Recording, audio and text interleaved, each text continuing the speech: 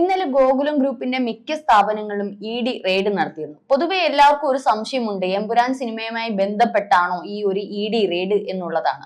പക്ഷെ എമ്പുരാൻ സിനിമയുമായി ബന്ധപ്പെട്ടല്ല ED. Raid നടത്തിയത്. വിദേശ നിക്ഷേപം സ്വീകരിച്ചതിൽ ഫോറിൻ എക്സ്ചേഞ്ച് മാനേജ്മെന്റ് ആക്ട് പ്രകാരം എന്തെങ്കിലും ലംഘനം ഉണ്ടായിട്ടുണ്ടോ എന്ന സംബന്ധിച്ചാണ് ഈ റെയ്ഡ് നടത്തിയിരിക്കുന്നത്. നേരത്തെ ഉള്ള ഒരു കേസിനെ ആസ്പദമാക്കിയാണ് ഈ ഒരു റെയ്ഡ് നടത്തിയിരിക്കുന്നത്. നമുക്കറിയാം, മഞ്ഞുമൽ ബോയ്സ് എന്നുള്ളൊരു സിനിമയുമായി ബന്ധപ്പെട്ട് ഏറ്റവും ലോ ബഡ്ജറ്റ് സിനിമയായിരുന്നു അത്. ആ ഒരു സിനിമ വലിയ ഹിറ്റ് ആവുകയാണ് ചെയ്തത്. കാരണം കേരളത്തിൽ മാത്രമല്ല, തമിഴ്നാട്ടിലൊക്കെ വലിയ ഹിറ്റായ ഒരു സിനിമയാണ് മഞ്ഞുമൽ ബോയ്സ്. അപ്പം ആ ഒരു നിർമ്മാണവുമായി ബന്ധപ്പെട്ട് നിർമ്മാണത്തിനപ്പുറം ഏകദേശം 50 കോടി ക്ലബിൽ കയറിയ ഒരു സിനിമയാണ്.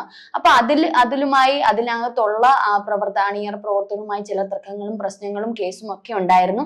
അതുമായി ബന്ധപ്പെട്ടാണ് എന്തെങ്കിലും അനധികൃതമായിട്ടുള്ള ഫണ്ടിങ്. കാരണം നമുക്കറിയാം, ഒരു തിയേറ്ററിൽ ഇപ്പം ഹൗസ്ഫുൾ ആണ് എന്ന് കാണിച്ചുകൊണ്ട്, മിക്ക സിനിമകളും ഹൗസ്ഫുൾ ആണെന്ന് കാണിച്ചുകൊണ്ട് തിരിമറികൾ നടത്തുന്നുണ്ട് എന്നുള്ളൊരു വാർത്തകളൊക്കെ നമുക്ക് ഇടയ്ക്ക് കിട്ടിയിരുന്നു. കാരണം ചില സിനിമകള് തിയേറ്റർ ഫുള്ളാണ്, ഹൗസ്ഫുൾ ആണ്, അല്ലെങ്കിൽ ഒരാഴ്ച ഓടി 100 കോടി ക്ലബിൽ കയറി. പക്ഷെ ഇതിന്റെ ചില കാര്യങ്ങളിൽ ആഴത്തിൽ ചിന്തിക്കുമ്പോൾ, കാരണം ചില തിയേറ്റർ ഹൗസ്ഫുൾ എന്ന് പുറമേ കാണിച്ചതിന് ശേഷം അതിനകത്ത്, അതായത് ഈ ബ്ലാക്ക് മണീസ് വൈറ്റ് ആക്കാനുള്ള തിയേറ്റർ ഉടമകളുമായി ബന്ധപ്പെട്ട് അത്തരത്തിൽ എന്തെങ്കിലും നടന്നിട്ടുണ്ടോ എന്നുള്ള കാര്യങ്ങളാണ് ഇ.ഡി. ഇപ്പൊ അന്വേഷിക്കുന്നത്. മഞ്ഞുമൽ ബോയ്സുമായി ബന്ധപ്പെട്ട് ഈ 50 കോടി അത്രയും ബഡ്ജറ്റ്, അല്ലെങ്കിൽ അത്രയും അവർക്ക് കിട്ടിയിട്ടുണ്ടോ, അല്ലെങ്കിൽ ആ ഒരു സിനിമയുടെ റിലീസുമായി ബന്ധപ്പെട്ട് അല്ലെങ്കിൽ അതിന്റെ വിതരണവുമായി ബന്ധപ്പെട്ട് ഇത്രയും കോടി അവർക്ക് ലഭിച്ചിട്ടുണ്ടോ എന്നുള്ളൊരു സംശയവും, അത് മാത്രമല്ല ഇതിനകത്തുള്ള പ്രവർത്തകർ തമ്മിലുള്ള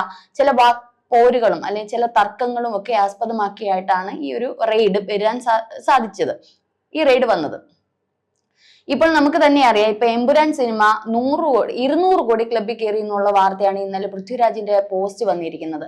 അപ്പം ഇതിലും ചില സംശയങ്ങൾ വരാൻ സാധ്യതയുണ്ട്. ഇപ്പം നിലവിൽ ഗോകുലം ഗ്രൂപ്പിനെ ഈ ഒരു മറ്റൊരു കേസുമായിട്ടാണ് ഇ.ഡി. റെയ്ഡ് നടത്തിയിട്ടുണ്ടെങ്കിലും, പക്ഷേ എമ്പുരാൻ സിനിമയിലേക്ക് വരാൻ സാധ്യതയുണ്ടോ എന്നുള്ളത് അറിയില്ല, നിലവിൽ അറിയില്ല. പക്ഷെ വരാൻ സാധ്യത ഉണ്ടാകും.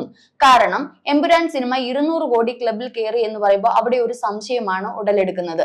750 തിയേറ്ററുകളിൽ എമ്പുരാൻ സിനിമ 25 ദിവസം ഓടിയാൽ പോലും 100 കോടി രൂപ പോലും ഈ പറഞ്ഞിട്ടുള്ള സഹനിർമ്മാതാവിനോ അല്ലെങ്കിൽ ഡയറക്ടർക്കോ ഇതിന്റെ ആൾക്കാർക്കോ കിട്ടാൻ സാധ്യതയില്ല. ഒരു മാസമെങ്കിലും ഓടിയാലേ ഒരു 100 കോടി ക്ലബിൽ കയറത്തുള്ളൂ. അപ്പൊ ഇത് തിയേറ്റർ ഉടമകളുമായിട്ടുള്ള ഒരു ടൈപ്പ് ആകാം. അല്ലെങ്കിൽ ചില തിയേറ്ററുകൾ ഇങ്ങനെ, നമുക്ക് തന്നെ അറിയാം, ഈ ഓൺലൈൻ വഴി നോക്കുമ്പോൾ ഹൗസ്ഫുൾ എന്ന് കാണിക്കും. ചിലപ്പം ആരും ടിക്കറ്റ് എടുത്തതായിട്ട് നമുക്ക് കാണാൻ സാധ്യതയില്ല. അപ്പൊ തിയേറ്റർ ഉടമകൾ ഇത്തരത്തിലുള്ള എന്തെങ്കിലും വ്യാജമായിട്ട് സംഗതികൾ ഒപ്പിച്ചുകൊണ്ട് ഇത്തരത്തിലുള്ള എന്തെങ്കിലും കണക്കുകളും മറ്റും എന്തെങ്കിലും കാണിച്ചുകൊണ്ട് ചില പണം ബ്ലാക്ക് വൈറ്റ് ആക്കാൻ സാധ്യതയുണ്ട്. ഇതിൽ എന്താണ് ശരി എന്നുള്ളത് നമുക്കറിയില്ല, അങ്ങനെയും സാധ്യതയുണ്ട്. അത്തരത്തിൽ എന്തെങ്കിലും കൃത്രിമങ്ങൾ നടന്നിട്ടുണ്ടെങ്കിൽ തീർച്ചയായിട്ടും എമ്പുരാൻ സിനിമയുമായി ബന്ധപ്പെട്ടും ഇ.ഡി. ഇതിൽ ഇടപെടാൻ സാധ്യതയുണ്ട്. അത് നേരെ നീളുന്നത് പൃഥ്വിരാജിലേക്കും ചിലപ്പോൾ സുപ്രിയയിലേക്കും അല്ലെങ്കിൽ ഈ പറഞ്ഞതുപോലെ ഗോകുലം ഗോപാലിലേക്കും ഒക്കെ ആവാൻ സാധ്യതയുണ്ട്. എന്തായാലും ഇപ്പോൾ നിലവിൽ ഇതല്ല, എമ്പുരാൻ സിനിമയുമായി ബന്ധപ്പെട്ടല്ല ഈ ഒരു ഇ.ഡി. റെയ്ഡ് നടക്കുന്നത്. പക്ഷെ അദ്ദേഹത്തിന്റെ എല്ലാ സ്ഥാപനങ്ങളിലും ഇപ്പോൾ ഇ.ഡി. റെയ്ഡ് ഇന്നലെ ചെയ്തിരുന്നു. കോഴിക്കോട്ടെ സ്ഥാപനങ്ങളിൽ, അതേപോലെ ഹോട്ടലുകളിലെ വിവിധ സ്ഥാപനങ്ങളിലെ, ചെന്നൈയിലെ ഓഫീസില്, ഗോകുലം ഗോപാലിന്റെ മകന്റെ വീട്ടിലെ ഇത്തരത്തിലുള്ള മിക്കയിടത്തും ഇന്നലെ ഇ.ഡി. റെയ്ഡ് നടത്തിയിരുന്നു. മകന്റെ വീട്ടിലെ റെയ്ഡ് ഇന്നലെ രാത്രിയും തുടരുന്നു എന്നാണ് അറിയാൻ കഴിഞ്ഞത്. ഗോകുലം ഗോപാലിനെ ഇന്നലെ ചെന്നൈയിലേക്ക് ഇ.ഡി. വിളിപ്പിച്ച് ചോദ്യം ചെയ്തിട്ടുണ്ട്. എന്തൊക്കെയാണ് ചോദ്യം ചെയ്തതെന്നോ അല്ലെ ഇതിന്റെ മറ്റുള്ള വിശദാംശങ്ങളോ ഗോകുലം ഗ്രൂപ്പ് ഇതുവരെ നിലവിൽ പുറത്തുവിട്ടിട്ടില്ല. പക്ഷെ ഇ.ഡി. കാര്യമായിട്ട് തന്നെ റെയ്ഡുകൾ അദ്ദേഹത്തിന്റെ വിവിധ സ്ഥാപനങ്ങൾ നടത്തിയിട്ടുണ്ട്. നമുക്ക് തന്നെ അറിയാം, എമ്പുരാൻ സിനിമ ഇറങ്ങിയതോടുകൂടി വലിയ വിവാദങ്ങളും വിമർശനങ്ങളും ഒക്കെയാണ് ഗോകുലം ഗ്രൂപ്പിന് എതിരെ ഉണ്ടായത്. തമിഴ്നാട്ടിലും ഇത്തരത്തിൽ കർഷകർ ഗോകുലം ഗ്രൂപ്പിനെതിരെ വലിയ പ്രതിഷേധങ്ങളാണ് നടത്തിയത്. ഗോകുലം ഗ്രൂപ്പിന്റെ മിക്ക സ്ഥാപനങ്ങളിലും വലിയ പ്രതിഷേധ പ്രകടനങ്ങളും അത് അടച്ചുപൂട്ടണമെന്നും എമ്പുരാൻ സിനിമ തമിഴ്നാട്ടിൽ നിരോധിക്കണമെന്നും ചില രാഷ്ട്രീയ കക്ഷികൾ ഉൾപ്പെടെ ഇതിലേക്ക് വന്നിരുന്നു. അത്രയ്ക്ക് വലിയൊരു പ്രക്ഷോഭമാണ് തമിഴ്നാട്ടിൽ ഉണ്ടായത്. കേരളത്തിൽ രാഷ്ട്രീയപരമായിട്ടാണ് ഏറ്റെടുത്തെങ്കിൽ തമിഴ്നാട്ടിൽ അവരുടെ പ്രശ്നം മുല്ലപ്പെരിയാർ ഡാമിനെ അതിൽ പരാമർശിച്ചു എന്നുള്ള രീതിയിലാണ് തമിഴ്നാട്ടിൽ അത്തരത്തിലൊരു പ്രശ്നം ഉണ്ടായത്. നമുക്കറിയാം, സ്വാഭാവികമായിട്ടും ഗോകുലം ഗ്രൂപ്പ് അല്ലെങ്കിൽ ഗോകുലം ചിട്ടി ഫണ്ട് കേരളത്തിൽ മാത്രമല്ല തമിഴ്നാട്ടിലും വ്യാപകമായിട്ടുണ്ട്. വലിയൊരു ബിസിനസ് ആയിരുന്നു തമിഴ്നാട്ടിലും അദ്ദേഹം നേടിക്കൊണ്ടിരുന്നത്. കാരണം തമിഴ്നാട്ടിൽ ഗോകുലം ചിട്ടി ഫണ്ട് ഒരുപക്ഷെ കേരളത്തിൽ ഉൾപ്പെടെ ഉള്ളതുപോലെ തന്നെ അത്തരത്തിൽ വലിയൊരു ശൃംഖല തന്നെ തമിഴ്നാട്ടിലും ഉണ്ടായിരുന്നു. അപ്പൊ കർഷകർക്ക് പൊതുവെ ഈ ഒരു നെടുമ്പള്ളി ഡാം എന്നുള്ളത് മുല്ലപ്പെരിയാറിനെ ആസ്പദമാക്കിയിട്ടാണ് പറഞ്ഞത് എന്നുള്ളത് വലിയൊരു കർഷകരുടെ ഇടയിൽ വലിയൊരു വിരോധം ഉണ്ടാക്കാനിടയായി. അങ്ങനെ അത്തരത്തിലാണ് അവിടെ ഒരു പ്രതിഷേധവും പ്രക്ഷോഭവും ഒക്കെ ഉണ്ടായത്. രാജ്യസഭയിലും ഈ എമ്പുരാൻ സിനിമയെ പറ്റി ഒരു വിമർശനം ഉയർന്നിരുന്നു. രാജ്യസഭയിലും ഇത്തരത്തിൽ ഒരു പ്രതിഷേധം ഉയർന്നിരുന്നു. ആവിഷ്കാര സ്വാതന്ത്ര്യത്തെ കുറിച്ച് അല്ലെങ്കിൽ ആവിഷ്കാര സ്വാതന്ത്ര്യത്തെ കുറിച്ച് പറയാൻ സാധിക്കുന്നില്ല എന്നുള്ള രീതിയിലൊക്കെ രാജ്യസഭയിലും വലിയ തർക്കങ്ങളൊക്കെ വന്നിരുന്നു. ഏതായാലും എമ്പുരാൻ സിനിമയെ ആസ്പദമാക്കിയിട്ടാണോ എന്ന് സ്വാഭാവികമായിട്ടും എല്ലാവരും ചിന്തിക്കും, ഇത്തരത്തിലുള്ള ED റെയ്ഡ് എന്നുള്ളത്. പക്ഷെ ഇതെല്ലാം മഞ്ഞുമൽ ബോയ്സുമായി ബന്ധപ്പെട്ട് അല്ലെങ്കിൽ ആ സിനിമയുമായി ബന്ധപ്പെട്ടുള്ള തർക്കങ്ങളും അതുമൂലമുള്ള ഫണ്ടിങ് പരിപാടികളും ഇത്തരത്തിൽ പുറത്തുനിന്ന് വിദേശ നിക്ഷേപകര് ഏറ്റവും കൂടുതൽ വിദേശ നിക്ഷേപകരാണ് കൂടുതൽ ഈ സിനിമയുമായി ബന്ധപ്പെട്ട് നിക്ഷേപം ഇറക്കുന്നത്. അപ്പൊ ഇത് എത്തരത്തിലാണ്, അല്ലെങ്കിൽ ഇത് എന്തെങ്കിലും ഇടപാടുകൾ നടന്നിട്ടുണ്ടോ, അനധികൃതമായിട്ട് എന്തെങ്കിലും നടന്നിട്ടുണ്ടോ എന്നൊക്കെയുള്ള ഒരു പരിശോധന മാത്രമാണ് ഇപ്പോൾ നടക്കുന്നത്.